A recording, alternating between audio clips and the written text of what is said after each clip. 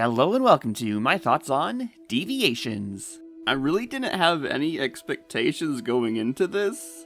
I was literally just looking at comics I needed to do. It's like, I don't want to do micro series. There was a G5 comic I wanted to do main event, but it's like 32 pages and I was worried it might be a little long and I want to do something a little shorter.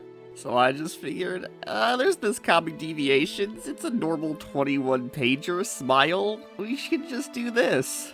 Definitely won't be a fucking 25-minute video. Don't get me wrong, I loved every goddamn minute of it, but it just took like twice as long as I thought it would, smile. Alright, anyway, enough preamble.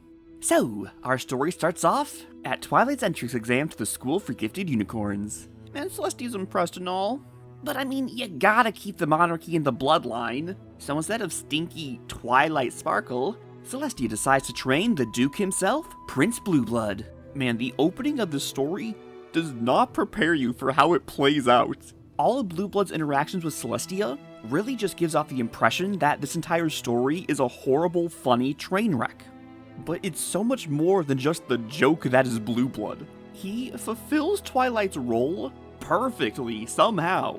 Anyway, after like a decade of dealing with Blueblood's bullshit, she's sick of him and she ships him off to Ponyville. She is still trying to teach him though. She gives him the Elements of Harmony book. She just hates being around him and he doesn't listen to her. So, I mean, it is what it is. The guards say they don't want to take her to Maidhattan, but judging by all the bags he has when he gets to Ponyville, I guess they did make the stop, which would explain why he gets there in the middle of the Nightmare Moon attack while Twilight got there in the morning. And I mean, you do have to give credit to Blueblood. He actually tries to stop Nightmare Moon.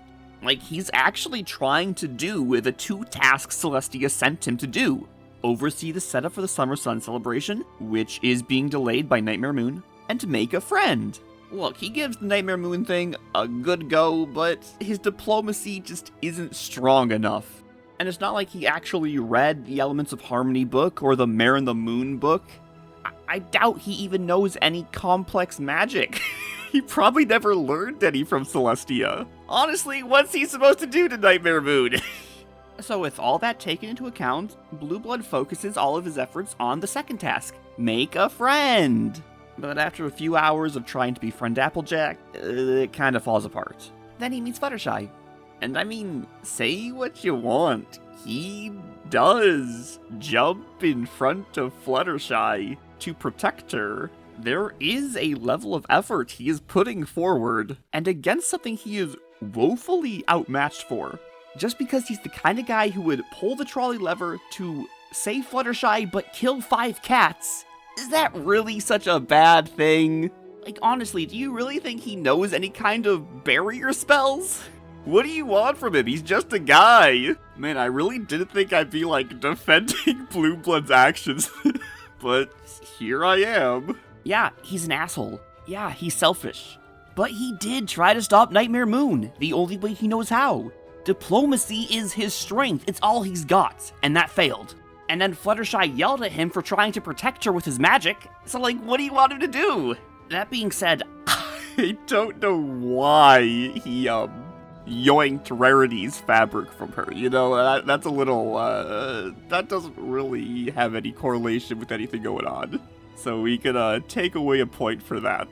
But because he's protected from magic, he feels comfortable enough to stand in the middle of the battlefield and help Rainbow Dash. Actually help Rainbow Dash with her plan. But it is much like Rainbow Dash says at the end. He doesn't actually care about Rainbow's plan. He's more focused on the task that Celestia gave him. Help with the Summer Sun celebration and make a friend. And then Rainbow Dash says the magic word, friend. Do you see how excited he gets that he actually did something Celestia wanted? It really does seem like he cares that he accomplished this. He is selfish, this is true, he is lazy, but he is trying, even if it is just a little bit. This honestly might be the most he's ever tried at something in his entire life. The way the story just comes together from this point on is truly magical. Blueblood successfully fulfills Twilight's duty of bringing the 5 sparks together, in disdain of him, but together nonetheless. And with the elements of harmony together now, they are able to save Luna. Like, actually save her. Twilight forcibly rips the darkness out, but Luna overcomes it herself here. Blue Blood acts as a mirror for her character, and she gets to see how other ponies feel about her. Luna's problem was never with her subjects. She doesn't want to disappoint or hurt them, but nonetheless, this is how other ponies see her. Keep in mind, Luna at least embodies some of the elements of harmony. She is able to help Celestia wield them, but then Fluttershy just shoots it straight with her. She's unkind. She is selfish. She is not loyal. Whatever aspects of harmony that used to live within her are gone. Poor Luna just gets the darkness bullied right out of her. Moral of the story? Not everyone has what it takes to be a hero. Both Luna and Blue Blood were raised to be protectors of Equestria, but because of their own shortcomings, they both failed in the end. Did I do a successful job at hyping up Blue Blood? I don't think there was any intention for him to be treated as anything but a super douche, but honestly, it's all Celestia's fault. She literally took the responsibility herself of molding Blue Blood into a hero, but by the time the story starts, it seems like she's already completely given up on him. You chose this for yourself, Celestia. She failed Blue Blood, just as she failed Luna 1,000 years before. The story, honestly, is a gem. Holy shit, the writing is so funny. Literally everything that comes out of Blue Blood's mouth. Like, Square Otteridge? What the hell are you talking about, dude? And just using his character to parallel Luna, and that being the way they defeat Nightmare Moon? Don't get it twisted, that's a very common trope of a flat character. But how it's used here, I've not quite seen. Luna is able to recognize how far she's fallen because she's being compared to Blue Blood, and she's just like, wait, I have stooped this low? How? Even at the end when Blue Blood gets sent to the moon, and he just picks up Luna's crown like he's gonna put it on, I don't even know what else to say. This was just truly a great experience all around. I love the story. Blue Blood's funny. Everyone's interactions with Blue Blood is funny. Bunny is great. Honestly, Bunny is a great foil for Blue Blood. For all intents and purposes, Bunny is his only friend. The only, difference being is, Bunny is loyal, and Blue Blood is not. And even though this entire comic is one big joke, there's still genuine, thoughtful character writing underneath it. Also, there's a little note at the back of the comic that Katie Cook wrote, basically just saying how she was given carte blanche, and she had every intention of redeeming Blue Blood in some way when she started this, but turns out he just wasn't the kind of guy to do that. There's also a little behind the scenes bit where it just shows like the different steps of the comic making process. It also has a bit of the script, so you can like actually read the narration bits that get translated into the illustrations. Blue Blood brushes off Bunny, who looks pissed. Blue Blood is holding up a shiny ball, trying to win his favor back. Fluttershy is backing away.